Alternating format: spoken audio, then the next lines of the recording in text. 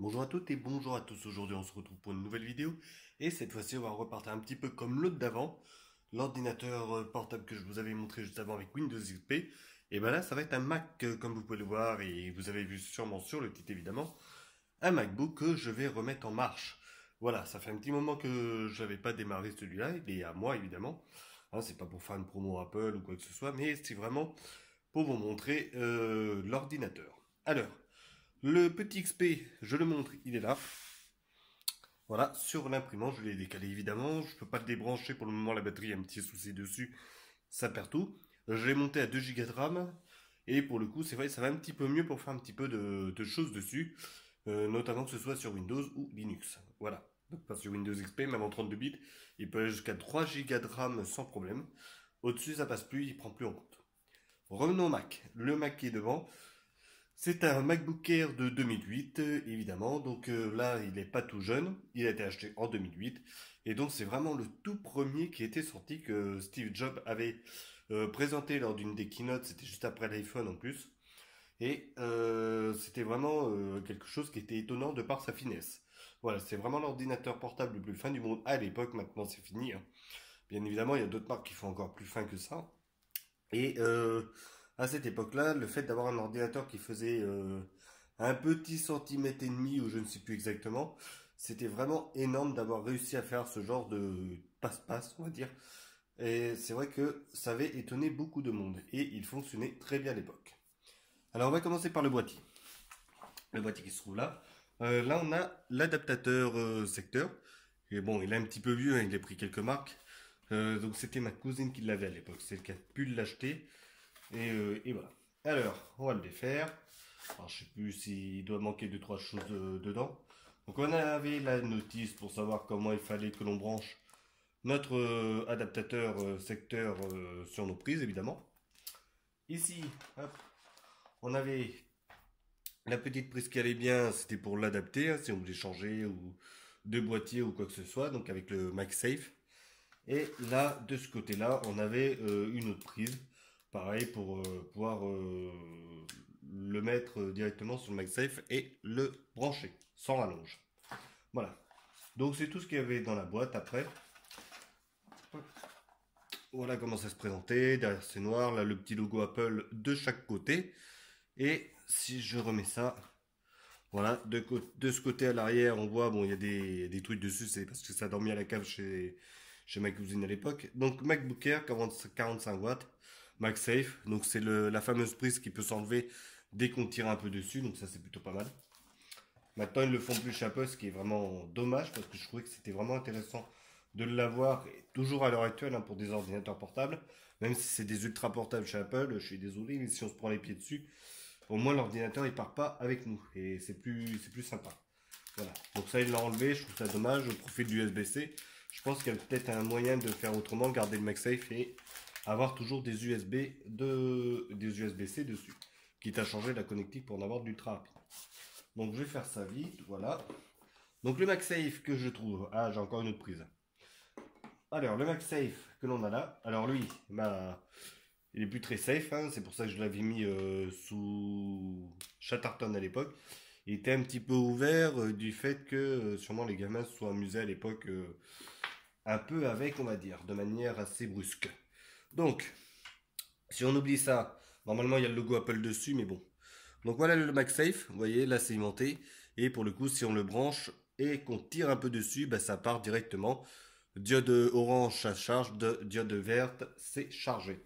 Donc ça c'est pas mal, et donc on a vraiment de la rallonge. Voilà. Donc ça c'est pour cette partie-là. Encore une autre partie de la prise, voilà, si on veut encore brancher le MagSafe. Franchement, il y en avait des câbles, hein. Ensuite, on avait en externe, alors ça fallait l'acheter bien évidemment, le fameux lecteur CD DVD de Apple, voilà, c'est un graveur et tout. Donc lui, il fallait l'acheter tout simplement parce que c'était pas fait, c'était pas offert. Ça ne l'est toujours pas à l'heure actuelle, hein, de toute façon. Si on a un ordinateur portable Apple, il faut absolument prendre ça si on veut graver des CD, des DVD, pas de Blu-ray, hein, même à l'heure actuelle, on n'en a toujours pas. Ce qui est un petit peu dommage chez Apple, ils sont très avancés et puis ils ont toujours pas proposé de trucs pour les Blu-ray. Donc avec le petit câble qui va bien. Alors ça c'est un câble, alors je sais plus combien d'ampères, je crois que c'est 1 ampère. Et on peut pas le brancher ailleurs que sur un Apple. Par contre, il n'y a pas la marque. Voilà, il faut vraiment retourner. Voilà, donc là on a la marque à la pomme qui se trouve ici et on doit voir la date quelque part, normalement. Donc 5 volts, 1,5 ampères, voilà. 2008, voilà, ça a été acheté en 2008. Donc ça c'est pour le lecteur CD et DVD, qui fait graveur aussi. Donc le MacBook Air aussi, on a la petite pochette, alors l'ordinateur il est bien dedans. Voilà, une petite pochette très simple hein, qui avait été achetée à l'époque avec. Voilà, donc ça vient pas d'Apple, hein, c'est vraiment une protection qui était avec. Donc qui a été acheté avec à cette époque-là. Donc là, je suis en train de défaire, bien évidemment, la pochette. Et voilà. Donc la pochette est là et on a l'ordinateur qui se trouve ici. Voilà, le petit ordinateur, le MacBook Air. Voilà les tranches. Le dessous. Je vais l'approcher un maximum pour que vous puissiez voir. Donc, ça y est, ça fait le focus. Donc voilà. Là, vous voyez un petit peu l'ampérage, tout ce qu'il y a dedans. Enfin bref, de 2008. C'est vraiment le tout premier du nom, en l'occurrence. Donc ça, c'est plutôt bien de l'avoir encore. Ah voilà, on a la date. TM, Copyright 2008, Apple Incorporation ou International, je sais pas trop, International. Voilà, tout droit réservé. Donc là, on a la grille pour l'aération. Bien évidemment, il y a un ventilo dedans. Ici, alors là, le port du MagSafe. Donc ça, c'est plutôt pas mal. Il est un peu griffé, mais parce qu'à l'époque, il y avait dû bouger. Donc là, à l'époque aussi, c'est pareil, on pouvait dévisser tout ça. De ce côté-là, sur une des tranches, hop là, je vais vous le mettre comme ça. Un port pour l'audio, un port USB qui a bien morflé depuis, et un port pour l'écran avec une prise assez spécifique. Voilà, soit on l'avait en VGA, soit on l'avait en DVI. Pas d'HDMI encore à l'époque, il me semble. Voilà, donc c'est tout ce que l'on a. On a vraiment que ces ports-là. Donc un USB et une sortie vidéo, s'il y a l'audio. Voilà, l'audio quand même, faut pas l'oublier. Et à l'heure actuelle, on a toujours le même souci sur les MacBooks, les simples MacBooks, deux prises USB-C. Voilà. Donc je vais l'ouvrir. Normalement, c'est pas dit qu'il fonctionne direct. Il faudra peut-être le brancher à mon avis. Ça va être voilà. Il y a un petit peu de poussière. On va y remédier tout de suite. Voilà.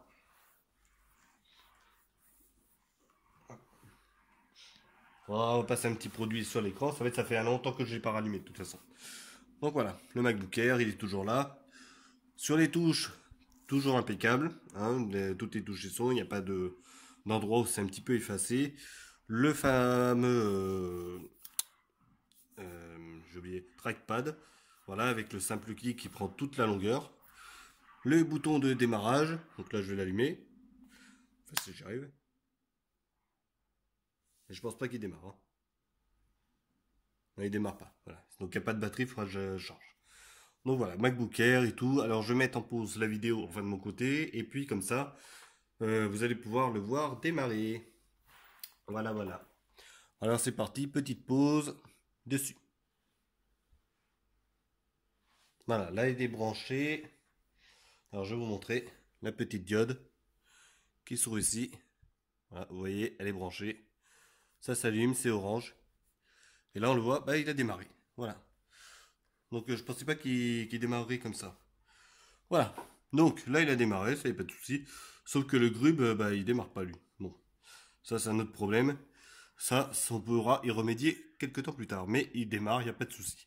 C'est à l'époque j'avais essayé de faire un truc avec Linux et tout. Il n'y aura plus qu'à remettre bien évidemment macOS dessus. Et voilà, donc après pour voir un petit peu ce qu'il en est, s'il peut toujours fonctionner sans problème dessus. Voilà. Alors je vais le redémarrer.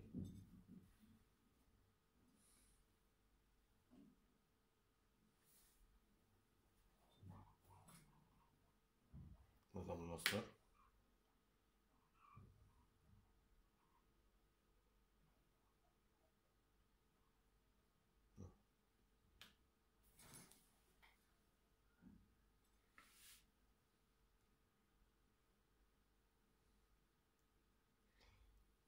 Ok. Voilà, on se retrouve dessus. Donc là, c'est bon. J'ai le dual boot, enfin le boot qui vient d'apparaître. Parce que sinon, c'était Linux qui prenait dessus et vu qu'il fonctionne pas, il y a Windows de marqué dessus. Voilà, donc ça, c'est plutôt pas mal.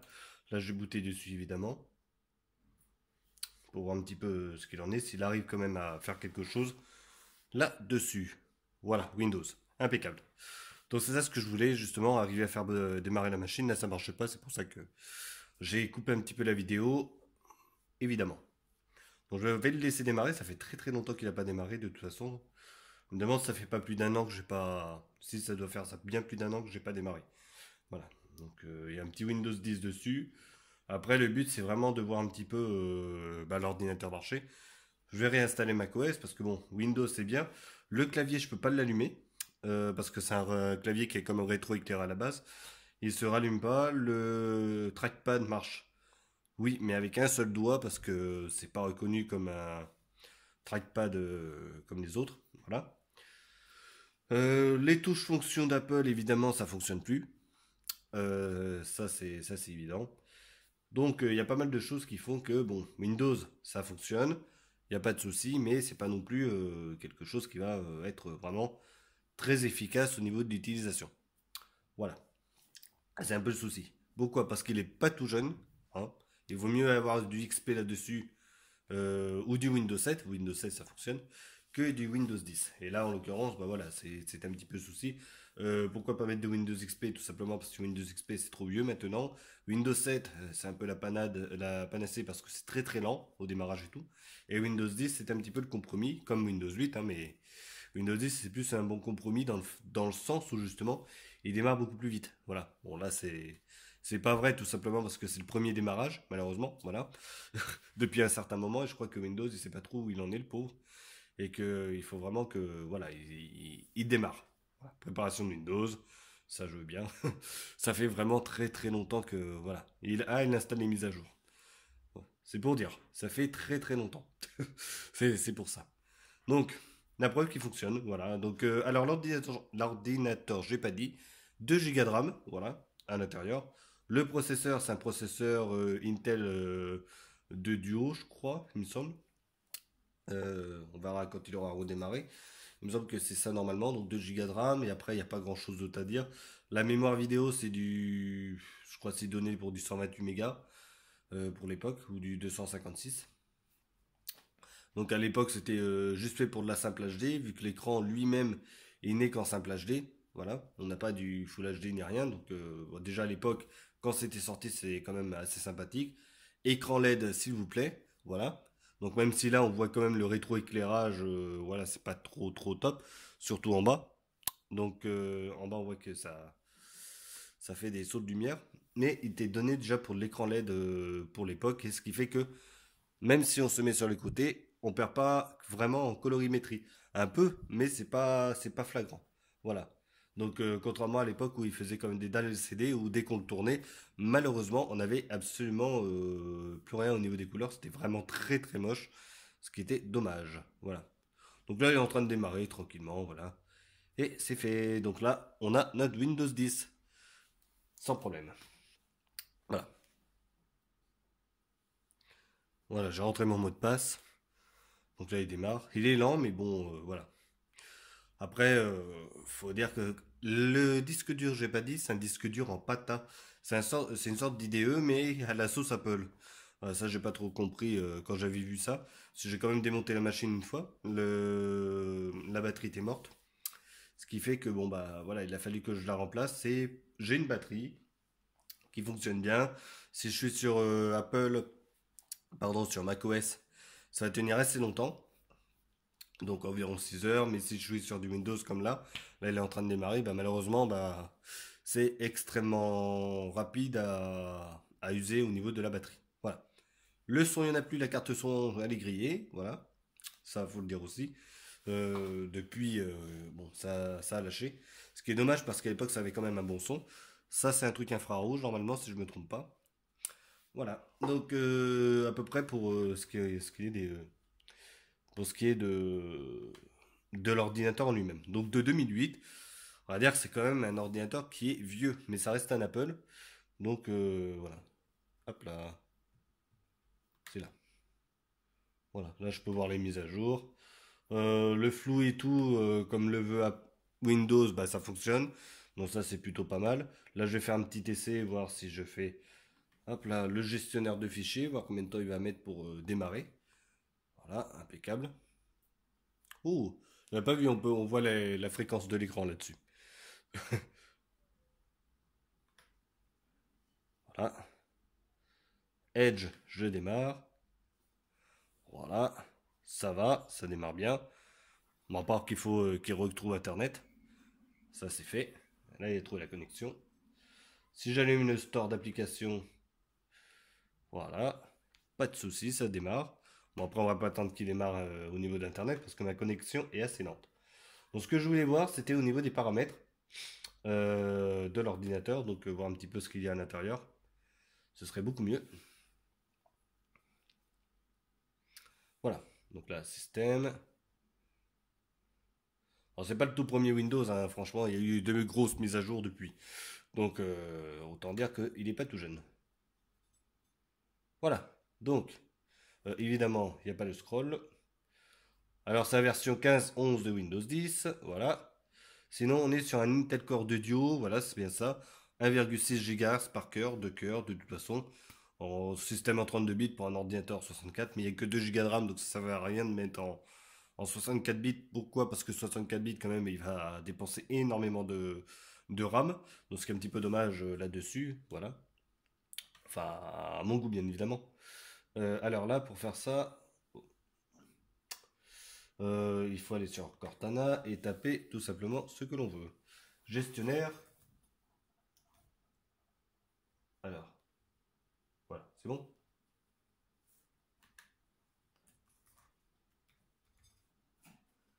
Gestionnaire des tâches, voilà.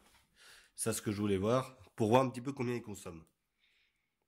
Alors, mémoire 57%, sur 2 Go, ça va, c'est correct. Mémoire 1, ah oui, il consomme quand même 1 méga. 1 giga, pardon. J'ai pas compris ce qu'il a fait là. Voilà, c'est pas grave. Alors, voilà, processeur, bon bah il l'utilise à fond le processeur. Le disque à fond, la mémoire 1 Go 2 sur 2. Ce qui est quand même pas mal, on va dire, pour un truc en 32 bits. Donc c'est vrai que c'est pas ce qu'il y a de mieux quand même. Windows 10 pour le faire fonctionner sur une machine actuelle. Sur une vieille machine, je veux dire. Au niveau de la consommation et tout. Moi, j'ai jamais vu ça encore. Pouvoir le présenter comme ça. Le gestionnaire des tâches, non. Voilà. Donc voilà un petit peu pour ce qu'il y a à l'intérieur. Je peux très bien connecter un petit clavier Apple par-dessus, hein, ça y a pas de souci. Je vais aller le chercher.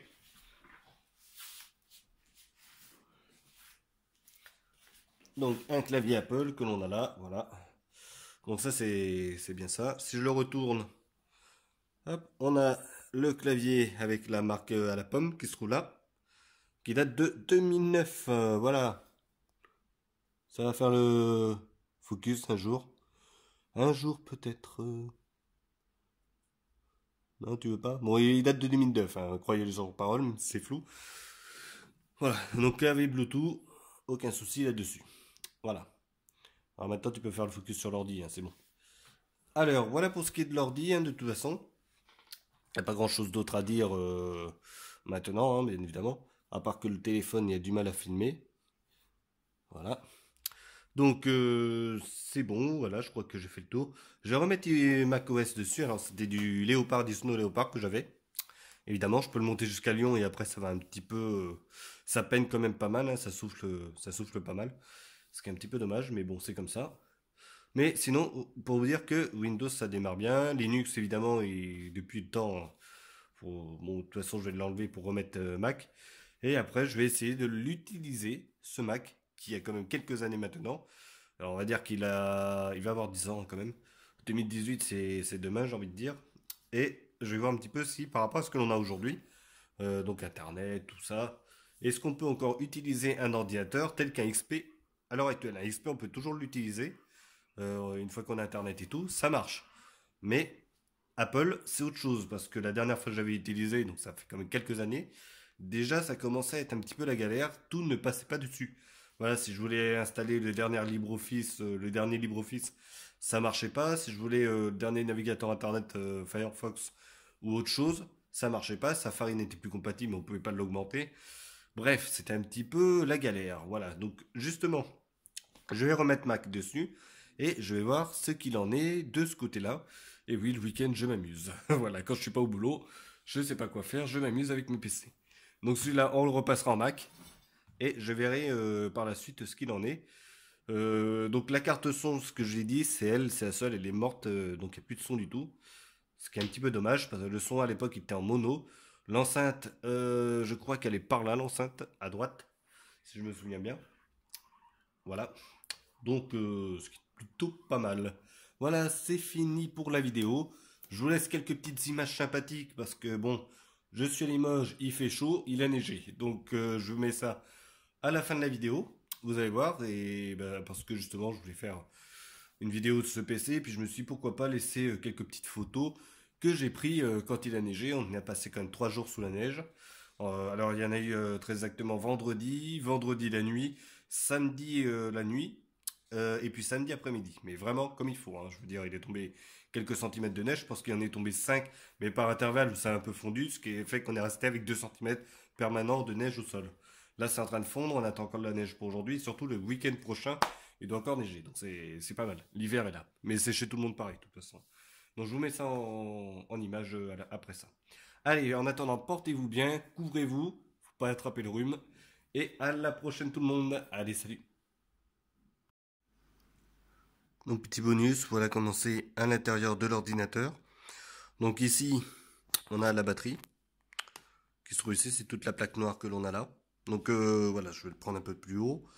Donc ici, donc je disais la batterie. Là ici, on a le son. Si je vais plus ici, on a le disque dur qui se retrouve ici. Les prises, donc comme j'ai dit, vidéo et tout, donc ça se trouve de ce côté-là. Le ventilateur du processeur, un tout petit ventilo. Alors ce qui est pas mal, c'est que contrairement aux autres ventilos, alors lui, il va pas récupérer de l'air froid pour remettre de l'air chaud dehors. Ça va être un petit peu différent parce que lui, il va faire que d'expulser l'air chaud dehors. Ce qui fait qu'on ne peut pas avoir de poussière qui rentre. Voilà. Même si là, bon, il y a deux, trois trucs, mais ça c'est parce que j'avais ouvert une fois. Mais sinon, il n'y a pas du tout de poussière qui rentre. Quand je l'avais ouvert pour la première fois, ça faisait peut-être bien 6 ans qu'il avait été acheté, jamais ouvert et tout. Aucune poussière. C'est juste impressionnant. Donc c'est vrai que c'était pratique. Là-dessous, je sais plus ce qu'il y a de ce côté-là, mais il y a tout le reste de la carte mère, donc elle tient dans tout ça, voilà. Juste cette partie-là, c'est la carte mère. Tout le reste, c'est que du bonus. Donc le disque dur, on ne compte pas. Ici, bah, évidemment, c'est une partie. Et après, on a deux, trois petites cartes qui se baladent à droite, à gauche, comme ici pour gérer la Wi-Fi. Donc ça, c'est une carte Wi-Fi. Là, on le voit grâce à ces petites antennes qui ressortent. Ça fait tout le tour. Voilà. Mais sinon, le principal de la carte mère tient juste sur ça. C'est juste impressionnant. Et c'est vrai que on se dit c'est impossible que tout tienne là-dessus. Et pourtant, si, voilà, un vrai ordinateur capable de pouvoir travailler, faire de la vidéo. À l'époque, c'était pour aussi de la vidéo aussi. Et faire tout ça juste sur un petit morceau de carte. Juste comme ça. Et je vais regarder dessous, il n'y a pas d'autres cartes. Non, non, c'est pas superposé, c'est bon. C'est vraiment que cette partie-là que l'on peut avoir, donc c'est vraiment très très bien fait. Voilà, donc ça c'est un petit peu la magie d'Apple, d'arriver à compresser tout ça. Après, le seul souci, et surtout maintenant, parce que là on a quand même un disque dur que l'on peut enlever, mais surtout maintenant, on n'a plus du tout la possibilité d'enlever le disque dur, la RAM ou quoi que ce soit. Quoique la RAM ici, je suis pas sûr qu'on puisse la bouger. Voilà, je n'ai pas enlevé la carte mère encore, mais normalement, c'est pas bougeable. Voilà, maintenant tout est soudé, c'est impossible, s'il y a un truc qui est mort, bah, l'ordinateur il est mort. Voilà. Là la batterie, on peut la bouger, je l'ai déjà bougée vu que j'ai changé depuis le temps. Voilà, alors je vais vous expliquer pourquoi, tout simplement qu'une fois elle a gonflé, et elle était prête à exploser et je vais envie de dire que l'avant de l'ordinateur, parce que là on a quand même le trackpad qui se trouve là, le trackpad il avait l'air un petit peu gonflé, le clavier aussi, et surtout ça c'était un tout petit peu bombé, mais pas trop. Alors j'ai cherché et tout, et puis j'ai compris que la batterie était en train de me lâcher. Donc je l'ai changé très très vite. Pas avoir peur, hein, si ça gonfle, faut pas non plus avoir peur dans le sens où ça va exploser et tout. Vous voyez une batterie en ion, polymère et tout, ça explose sans problème, ça prend feu.